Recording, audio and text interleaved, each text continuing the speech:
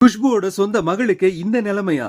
Khushbu Sundar C நட்சத்திர காதல் தம்பதிக்கு அவந்திகா மற்றும் அனந்திதான்னு 2 மகள்கள் இருக்கிறது ஊரறிஞ்ச விஷயம்தான்.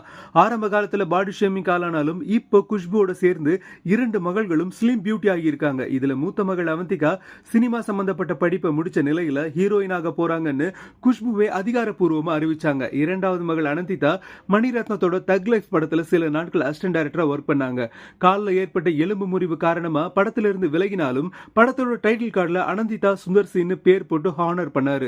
அதுக்கு குஷ்புவும் தன்னோட நன்றியை தெரிவிச்சாங்க. இப்படிப்பட்ட நிலையில தக் லைஃப் படத்துல வந்த ஜிங்குச்சா ஜிங்கு ஜிங்குச்சா பாட்டுக்கு இளைய மகளோட சேர்ந்து குஷ்பு டான்ஸ் ஆடின வீடியோ இணையத்துல வைரல் ஆகியிருக்கு. இதை பார்த்த ரசிகர்கள் கியூட் குஷ்புன்னு பாராட்டினதோட அவரோட மகளை சுந்தர் சிக்கு யாருப்பா பொம்பளை வேஷம் போட்டதுன்னு கிண்டல் பண்றாங்க.